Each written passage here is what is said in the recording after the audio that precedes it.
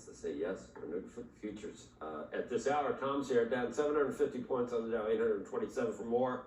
Let's bring in Tom Lee, Managing Partner, Head of Research at Fundstrat Global Advisors, as well as a CNBC contributor. In times like this in the past, it always would help to know, Tom, whether it's a sharp, scary spike down, which a lot of times the other side looks just like it, or people are hoping for that so much that they don't see that it might have longer to go. Do you get the feeling that this is not going to be a major sell-off? For now, I think it is the former that you described. You know, we have over 3 days, suddenly markets reversed, and you know, Japan down over 20%, and as you're pointing out, the NASDAQ could even, you know, decline further. Declines like that are generally symmetric, but you have to watch the VIX, and when the VIX peaks and starts to roll over and fall down, the recovery can be just as quick. I think a lot of this depends on whether financial conditions in the US start to tighten, you know, meaning like, do markets seize up? But with interest rates falling, you know, the consumer's still in pretty good shape. I think on the other side of this, it'll look like a growth scare, but it doesn't mean that it's today a growth scare. Yes.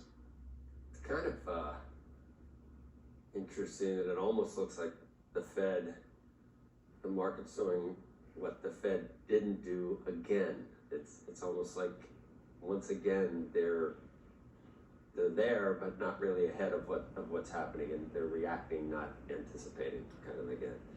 Yes. On the way up and on the way down. Yeah, the 2 years is signaling that the Fed is behind, because 2-year yields have fallen further. But it does seem like, as we look back, a lot more this is because of the surprise hike from Japan, and the sort of knock-on effects from there.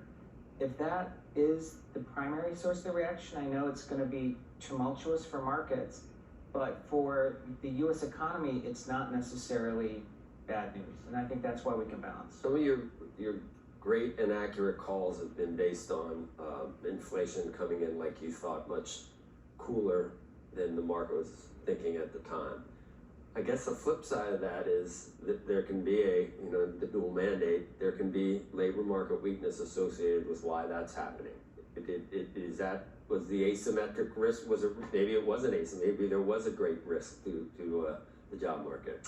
Well, you know, markets don't like surprise. I mean, Friday's jobs report was disappointing. How far back did they go with revisions down, too? It almost looked like the whole story, the whole narrative that we had is suspect about That's right, and I think many expected that because, you know, the establishment survey versus household had so many gaps, and so that's kind of converging, but that means markets are waiting until August payrolls report, which is not for 4 more weeks, to really know, but I would say, to me, it still seems like July, even as bad a report it was, is more of an aberration, and I think the trend is still... Weather, there's a couple of things in it that people... Yeah, there was almost a record number of people that were having temporary layoffs and people who weren't working due to bad weather, and Texas had a big spike in jobless claims, so it does look like the hurricane had some effect, although the BLS said there was no effect. On Thursday night, one of the people at your shop said 5390 looks like a good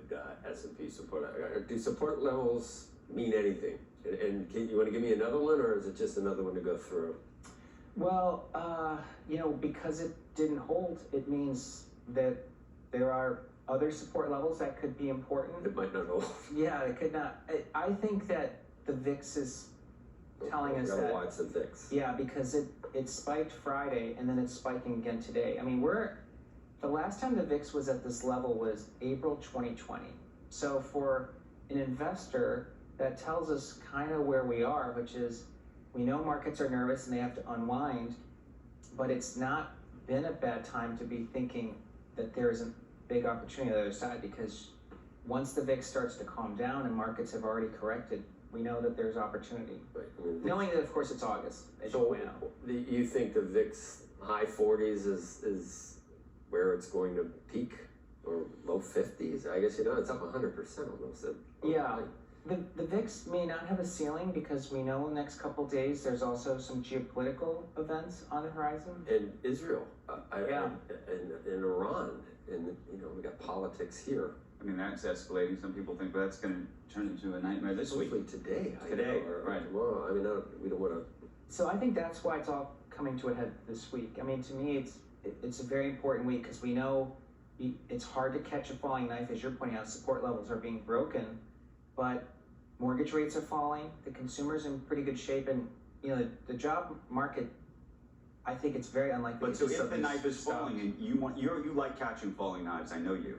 So the question is, at what point do you catch said knife? I spent a lot of time talking to Mark Noon, our technical strategist, over the weekend, and I think that there is a reprieve coming this week. Like, who knows? It could even be today, right? We could open down huge, and then after 11 a.m., we could reverse higher. But I kind of agree with Joe that this is still August, and I think that markets traction really doesn't come back till October. So between now and October, it's maybe a range-bound market at best, but there'll still be opportunities. And we could call it Bitvidia, basically. I mean, it might as well be. Bitcoin. What is Bitcoin? Gold's hitting new highs. Bitcoin. Yields. People look for safety. They buy treasuries. They buy gold. People don't buy Bitcoin for safety. Yeah, Bitcoin is still mostly a risk-on asset, and there's potentially been lots of liquidations. I think several 100,000 accounts liquidated over the weekend. To get money, Yeah, margin calls and. So what does that say to you, though, longer term about Bitcoin? Does it say anything to you? I think it's showing you that as it becomes more widely held and held in traditional brokerage accounts, it is going to be increasingly a risk-on asset. So we shouldn't think of it as gold then, a digital gold. We shouldn't think of it as a store of value per se.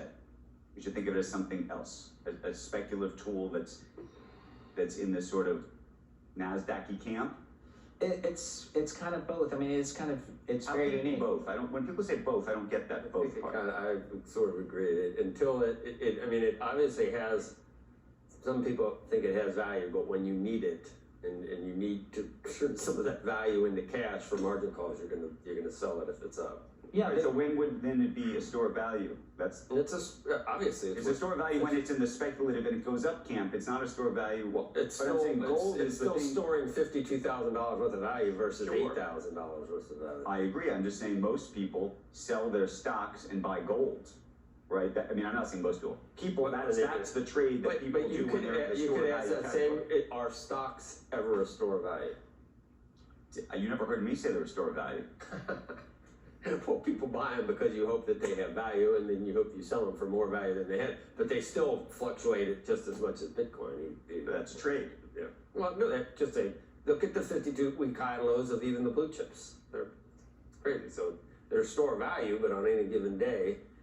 And I don't know if you ever can look at the market cap of a company and say, if they had to try to get that market cap by selling, there's no way they could probably get a third of what the market. That's right. If you were trying to liquidate the entire S&P, because the money's not there. Yeah, it wouldn't be stable. Yeah. So watching.